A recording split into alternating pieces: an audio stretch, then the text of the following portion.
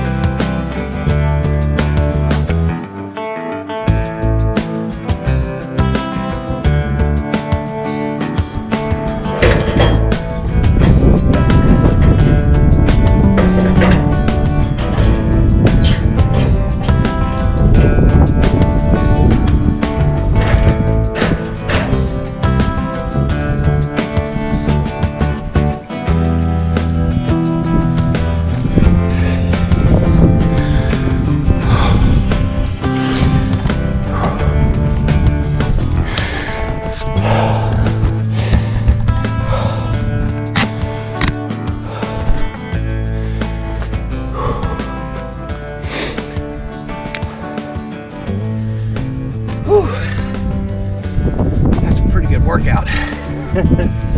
All right, on the butt end here we got 12.5 inches. Whew. That's 9 by 12. Well, that's counting that knot, so probably 9 by 9. This is 9 inch. 9 inches on the small end, 12 inches on the big end. Let's see how long this is. 8 foot 7, about 7.5. But this is fairly dry. It's been down for a while. If that was green, there's no way I'd be picking it up like that and flipping it around and everything. I'd be using a log arch trailer for all that. I need the exercise, right? Kind of need to lose the gut, get back into shape, start feeling better. So this right here, it'll do it for you, that's for sure. All right, so I need to look at this thing and get an idea of just how I want to cut it. So the customer, the guy that I'm milling these for, he brought those 4 over there also the other day. I got those washed up, cleaned up, and got the root balls cut off of them. There was 2 of them, 2 or 3, yeah, 3 of them I think had the root ball. No, 2 of them had the root ball, and 1 of them is just splintered. I had to cut that off. So I got that stuff cut off of there and got it pressure washed, because he drug those around with the excavator or something. There was a lot of mud and rock and stuff embedded in them, so I really had to wash them good. Now these right here, they haven't been drugged through the mud or anything, so they look like they're going to be pretty good. So anyways, I'm not sure if he wants any of these nubs left on here. The thing is, I can only mill 7 inches deep, so basically I need to take a little bit off of these because what he's wanting is he wants the live edge about 1.5 inches thick as a board to work with. So, you know, I don't think he wants these nubs really sticking out. So what I'm going to do is come in and just try to cut those off a little bit so I can get the saw down a little bit further. and get what he wants out of these. So, yep. Here we go, guys. Now, one thing I did that I haven't showed any of you guys yet, I built this the other day, and this is my log leveler, and I can move this wherever I need it to be on the mill. So I get that piece of wood out. All right, so like that, I can put it under the small end, and that way I can measure, I can lift up the small end and level the pith. That's another thing I need to do, so we'll do that real quick.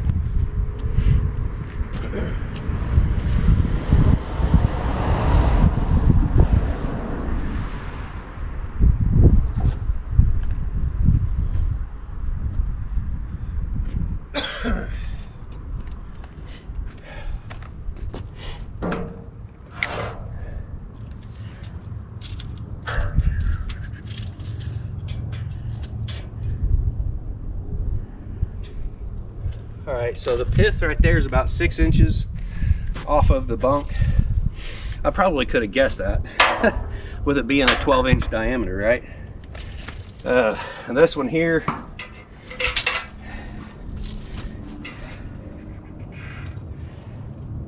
it's about 4.5, looks like. So raise that up a bit, and I have to just sight down it. Now if I had this end closer to the bunk, it'd probably be easier to measure it, but oh well, it is what it is. Well, I could move it down. Let's just do that. It's fast going down, that's for sure.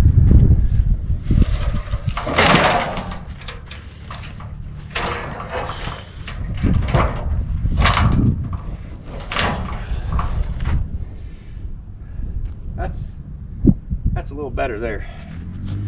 Let's move this down here. Move it down here, son. Down here, down here. Get it on down here. Go down here. Go down here. Oops. Well, I guess I need to set my stop. I got the wrong one in there.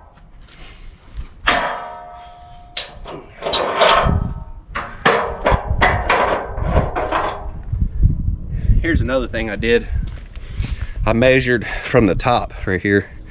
It went down every inch, 1, 2, 3, 4, on down. That way I can kind of look at the other one and see real quick just how high it's sitting up, so I can get them both you know, really close to the same. And another thing is, it helps me keep from doing that right there. So if I have this thing 2 inches, which I can't get the mill any less than I think it's 1.5 inches to 2 inches, right around in there. I got some adjusting to do on it to try to get it down lower. Man, I'm still out of breath. If you buy a Woodland Mills sawmill from Woodland Mills, the minimum board, like the lowest you can get on your bed, the blade from the bed is 1 inch. But when you build it like this, and you use angle iron that's a 1/2 inch taller than what Woodland Mills uses, then of course it's going to be 1.5 inches would be the minimum board. The last board that you cut, you know, that's sitting on the bed, the lowest you can get your blade to the bed is 1.5 inches, and so that's why I can't get it down any lower than 1.5 inches. But so anyway, these right here, they help me keep from milling into these stops right here. So really good idea. Somebody posted that on Woodland Mills Talk Facebook group, and I thought, hey, that's a pretty good idea. I'm gonna try it out. So far, since I've done this, I haven't milled into it. As you guys can see, I've actually ended up milling the whole top of that thing off, and this one right here went about halfway through. So pretty darn good saw blade to be able to do that, right? All right, so I get my stop put in here. Push that thing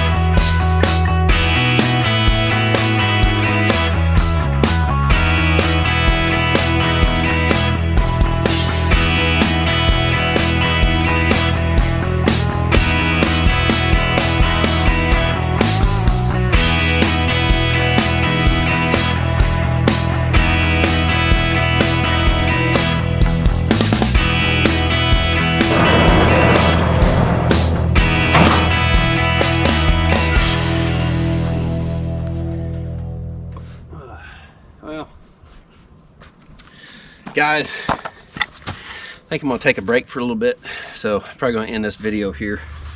I also need to get the log arch trailer over here and pull that log away from the mill, because it's just as you can see, it's rubbing on that little rubber boot that I have on there. So I think it's about time. I'll have to move the mill down to this end, but I'll bring the trailer over here and hook onto this end of it and just kind of pull it that way a little bit. I'm almost tempted to take that log right there and just cut it into firewood and have the boys split it up, because I don't know, if I had a log splitter, that's exactly what I'd do with it. I'd just split it up for firewood and get it sold, get it out of here, you know. It's not going to be a very good log for anything. It's, I don't know, that's probably 7 or 8 foot long, and I mean, it's a big one. It is a big one. I could, you know, the problem is I have to do that right there to it. I gotta cut it down the middle. Let's see, I'd probably follow that crack right there, just cut it right straight down through there, following that crack. And even then, after doing that, it's probably going to be too big for the mill. So honestly, if I just cut it into, like, you know, 12 to 16 inch length pieces and split it up for firewood, I'd probably get it out of my yard a lot quicker. I mean, I could use it for hardwood flooring like I'm going to do with this one, but see, this one right here is probably a lot nicer than what that one there is. This one, as you can see, we got some rot right there started down into it, and I don't think it probably goes very far down into this right here, but you got that right there also, which, you know, if you can look at the butt end right here and it don't look bad, right? It's got just a tiny bit of rot and a little tiny bit right there. The rest of that's pretty good. Honestly, it's firewood. This stuff right here is a lot easier and quicker to mill up, and you get quite a bit of good stuff out of it. Even this right here, this old, I believe this is a hickory, but you know, it's had a lot of the limbs knocked off of it. Problem with that is, last time I was milling a piece of it, I found a tree spike in it. You know, like the climbing spikes that you screw into a tree. Yeah, I milled through one of those. They broke off a section of it into the tree, and I think that's why all the limbs have been knocked off of that tree, because it used to be a hunting tree where you would take a self climber or something, or maybe even just have a seat up in it. There could be metal in there, so I need to, before I mill any more of this hickory here, I need to bring my metal detector out here and check it for metal. Check this out. Look at there. You got a lizard. You see the lizard right there? There's 2 of them. There's one further down on the log. I don't think you can see it, but we had a little red salamander that we found earlier in the backyard. Had the kids back there picking up all the firewood. I cut up all the branches and stuff from the oak tree that I'd cut down last year, and the walnut tree I cut down just a month or so ago. And so I had them stacking that up here, cleaning up the yard so we can mow back there. Yeah, a lot of stuff got done today. They took off, went to grandma's today, so that's usually what they do on the weekends. They all run off to grandma's, and I used to do that until I got a sawmill business going, and I pretty much have to be here because most of my business is on the weekends. I made a whopping $100 today. Sold some white oak 2x12s, and sold those for $2 a board foot on those, and they're pretty well dry. And then I sold one of these hackberry cookies here. I've been waiting forever for somebody to really appreciate those. I know They look kind of rough and all, but for what they are, you know, $20 a piece ain't bad. So anyways, I picked out the flattest one that was very consistent. It was actually right here. So yeah, it didn't have all this right here on it, but I'm gonna have to get my router sled built. I've got a few slabs that I need to flatten, and I need to flatten all these cookies. And the guy that was here with her, he's like, now honey, are you sure? He goes, this is kind of soft wood. And I'm like, yeah, you soak some of that pentacryl into it and it'll set up and it'll be hard. I was like, man, it's crazy, all these woodworkers out here that they haven't fully discovered the world of acrylics and stuff that you can soak into wood, like, you know, really thin CA glue or cyanoacrylate, in other words, super glue. And you know, like duck calls and all that stuff, most of those are all finished with CA glue because it's really fast and you can build up a nice thick sheen on there. All of mine are finished with that. I tried to do one with epoxy, and that was such a pain in the butt. I ended up getting some dust in it because it had to sit there so long turning. It has to sit there on a rotisserie turning, and the rotisserie wasn't quite fast enough, so it was all kind of drooping to one side, and it just didn't turn out good. So the CA glue is really fast setting. You put it on there with a paper towel, and then you can spray it with like the 2P10.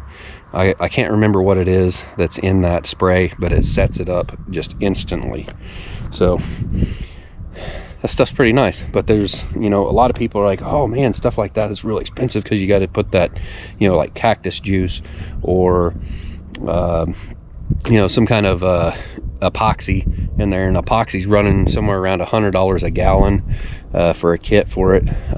So yes, that's pretty expensive, but there's other stuff out there. It's called pentacryl. You can go down to like Lowe's or whatever and you can pick that up, and it takes a little while for it to dry and set up, but basically like something like that right there, you'd like put a border around it, like a tape border, so it doesn't like pour off of there, and just slowly, you know, pour it and let it soak into the wood. And you know, make sure you have it on some sort of like table or something, to where if it does soak through all the way through whatever it is you're working on, that it isn't like going everywhere making a huge mess. But yeah, I mean, you can use that pentacryl and it'll harden it up just like plastic. You can sand it and all that good stuff, polish it out, and make a nice like coffee table or an outdoor you know, patio table or something like that. I mean, that's what I was planning on doing with these, is actually you know, cutting some 1x slats and putting on the bottom just for strength, and then soaking some pentacryl into them, and just making some outdoor like, you know, your outdoor table or whatever, like kind of like an outdoor coffee table. And I don't know, maybe I just need to make one, and that way I can show people what it looks like when it's done. And I don't know, most people would probably just buy the one that I made rather than buy the wood. They don't want to mess with all that. They'd be like, I'll probably mess it up. And you know how people are. There's a lot of people that aren't woodworkers and stuff like that, and I never really considered myself a woodworker until I really thought about it, and I said, man, I've been into woodworking ever since high school. I mean, and even before then, I was doing woodworking with my grandpa's tools after he had passed away. He was an old World War II veteran, and he worked, I don't know, 30 some odd years at BF Goodrich, retired from there, and I don't know, it probably wasn't too long after retiring from there, he ended up in the hospital with gangrene from a bullet that was lodged in the bone of his leg from the war. And he ended up dying from it. They amputated one leg, and another night they amputated the other one, and that same night he passed away. So, and I was pretty young back then, and I remember him using like it was a lot of hand tools that he had. He didn't have a lot of power tools. I think he had a power drill. It was like a Black & Decker power drill that was also like a saw. You know, you could like put the drill onto a saw. It was a pretty high quality looking drill, and I used it for a little while. The cord was falling apart on it, but you know, I remember him showing me how to sharpen the iron in the hand plane, and I still have his sharpening stone. It's an old Arkansas stone from Smith's, and so it's a Smith's Arkansas sharpening stone with the original can of oil for that, and that's really cool that I have that, and I still use it to this day. You know, a lot of times to sharpen my knives and stuff. I have gotten more advanced tools, like with the Veritas sharpening setup and everything from Shelter Institute. I use that for sharpening my timber framing chisels, because those have to be just perfectly, absolutely razor sharp in order to make things a lot easier on you. But you know, I got into woodworking in my grandfather's shop when I was very young. I don't even know how old I was, probably 6 or 7, maybe 8 years old. I remember just kind of going out there and watching him, and then I'd get into, you know, I'd just sit there and plane a block of wood and make shavings. The first project that I ever made, I went, you know, I made a little bit of money from mowing the yard for my grandma and stuff, and so I took that money as a few dollars, probably $3 or $4, and I took that money, I went to Walmart and I bought a coping saw, and you know, it came with some blades, and I went out and I took an old piece of Douglas fir, I put it in the vise, and I wrote out grandma on it in block lettering. Nobody had ever shown me how to do that. I just did it, like almost like I knew how to do it for some strange reason. I drew that out on there, and I just started cutting it out, and I was probably, I don't know, 10 or 11 at the time. So I cut that out, said grandma, and I remember, you know, she had that on top of her TV for years and years before she passed away. And I still have it to this day. I just don't know where it's at. I know a couple of pieces have been broken off of it by my kids over the years, and I know my wife put it up somewhere. I just don't know where it's at. It could be in my safe. I'm not sure. I'll have to look for it. If I find it, I'll show you guys what that looks like. Some of my woodworking from my earliest days of woodworking, and it's really not a whole lot to speak of, other than it was like the first project I can remember actually doing. I would just go out there and fiddle with a piece of wood with a hand plane, and just whittle a piece of block of wood down to nothing, just make a bunch of shavings. I did that forever, it seemed like, and then I finally took a piece of wood, an old piece of Douglas fir, and cut out grandma in it, made that little sign. It looked pretty cool. Wasn't perfect, but it looked pretty cool. I didn't have any kind of finish to finish it, and I looked over and there's this little bottle of SAE 30 weight non-detergent motor oil, and I took that and a rag or a paper towel, I think it was a rag, and I just got some of that oil and I wiped it all over that wood, and I was like, oh wow, that just popped, you know, it came up, you know, like it came alive, and so wiped that oil on there, and I kind of wiped it off and dried it and everything. I was like, oh, that looks so awesome. I took it in there and showed it to my grandma. She's like, did you use motor oil on this? I said, yep. She goes, well, that looks really good. And that's when I fell in love with oil finishes. So yeah, I'm not a huge fan of the polys and stuff, but you know, they kind of open up some doors in woodworking, you know, so I can appreciate them. So guys, I think that's going to be it for today. My arm is cramping up pretty bad, so I better let you guys go. Thanks for watching. Thanks for listening to me this long, if you've stayed tuned this long, and we'll catch you on the next one. Bye. See you later.